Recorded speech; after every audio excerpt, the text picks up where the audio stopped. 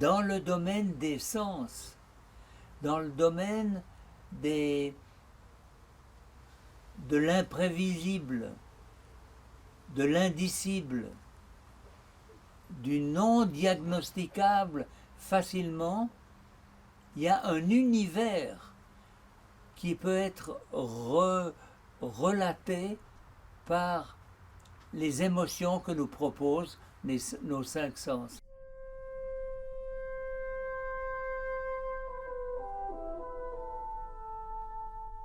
Mais il nous a fallu plusieurs années pour être de plus en plus sûrs, convaincus que du rôle des sens, des cinq sens, dans une nouvelle guidance de l'accompagnement du malade.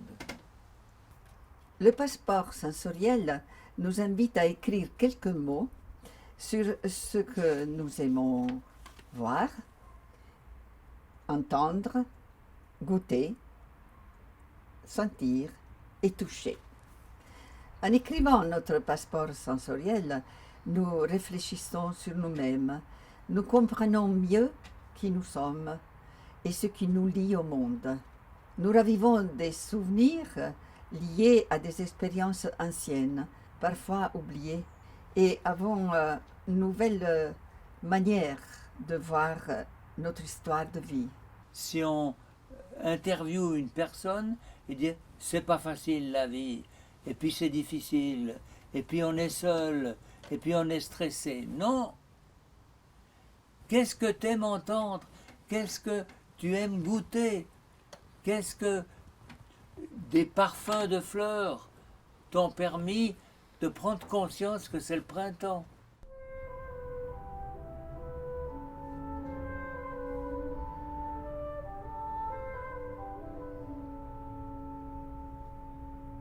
Si je ne pouvais pas toucher les choses qui s'offrent à moi, ben, il manquerait vraiment quelque chose. L'odorat.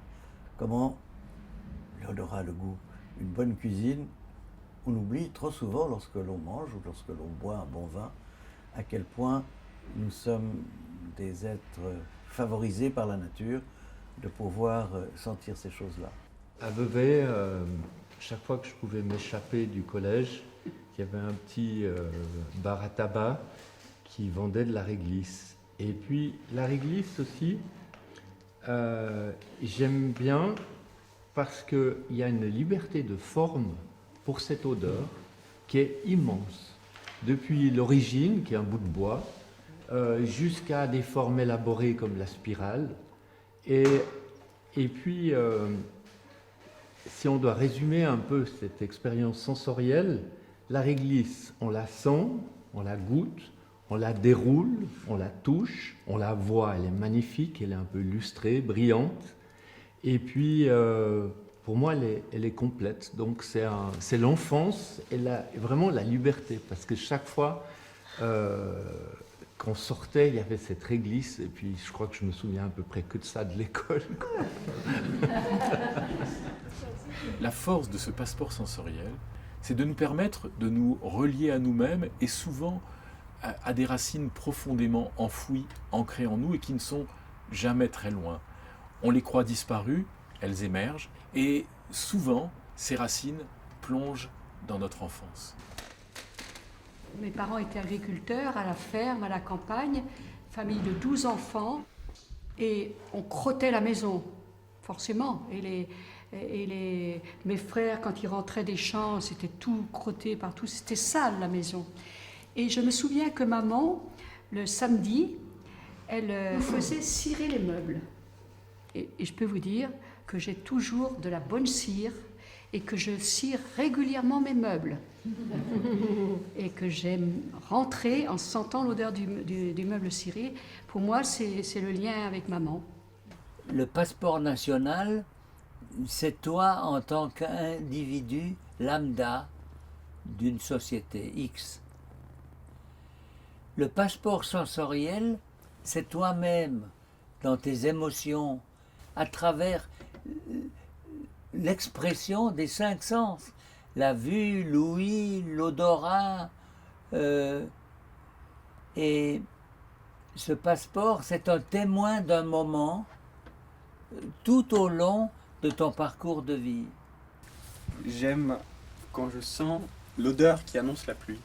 En fait, je crois que c'est un peu l'odeur d'humidité, puisque j'aime aussi bien l'odeur de ma cave. En tout cas, l'odeur de ma cave me plonge un peu dans l'odeur de mon enfance, quand j'allais chercher mes skis à la cave. Puis c'est une odeur qui rassure. C'est vrai que tu revis un peu partiellement le moment en écrivant. Et le fait de l'écrire, ça m'a encore plus plongé dans Le souvenir. dans le souvenir. Enfin, pour moi, l'émotion, elle est intimement liée à la mémoire. Le passeport sensoriel s'adresse à tout le monde et à tous les âges. Qu'est-ce que j'aime sentir? Qu'est-ce qui m'émeut? L'odeur de gâteau.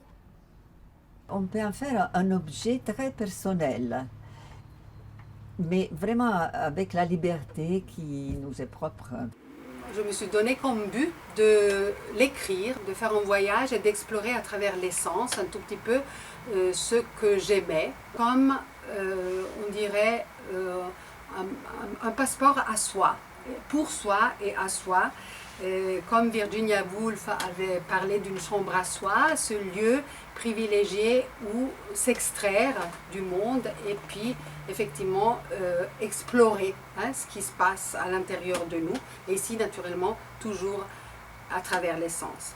Si je me donne cette peine de réfléchir à ce que représente pour moi chaque sens, eh bien je pense que j'apprendrai à me connaître beaucoup mieux que par d'autres réflexions philosophiques. C'est tellement plus pratique, c'est tellement plus réel, on entre dans le concret. Qu'est-ce que j'aime entendre? Qu'est-ce qui m'émeut? L'histoire du soir. Parce que maman ou papa, ils me lisent tout le temps une histoire le soir pour me coucher. Sans l'histoire du soir, je peux pas dormir, moi.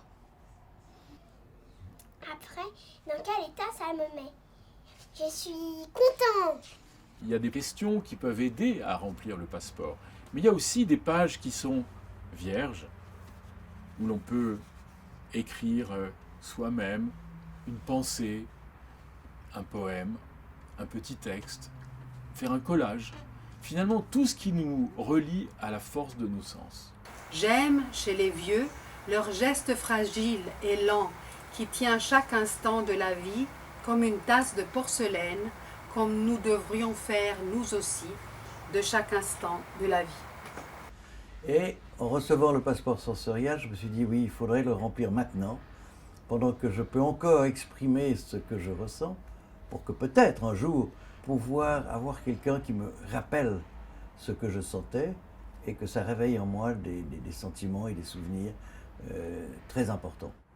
Nous avons reçu une lettre d'une amie qui nous parle de l'expérience qu'elle a vécue avec sa maman. Voyager dans l'essence m'a replongé dans la fin de vie de ma mère. Elle n'avait pas l'Alzheimer, mais le résultat était similaire. Un jour, mon fils est venu voir sa grand-mère et s'est mis au piano pour jouer une musique de Schubert qu'elle avait jouée dans sa jeunesse et qu'elle aimait beaucoup. Tout de suite, elle s'est levée, s'est mise au piano avec lui et a commencé à jouer aussi. Je suis d'accord avec vous que les sens sont très importants pour éveiller en nous nos mémoires de notre jeunesse jusqu'à nos jours d'aujourd'hui. Et toi, grand-papa, qu'est-ce que tu aimes voir? J'aime bien voir, par exemple, devant notre maison, on a en bordure de larves tous ces arbres qui font une espèce d'écrin tranquillisant. Et puis alors il y a un nombre de vers. C'est une vision qui me tranquillise.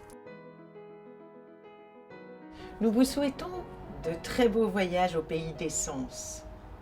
Prendre conscience de ses sens, c'est percevoir et découvrir sa sensibilité.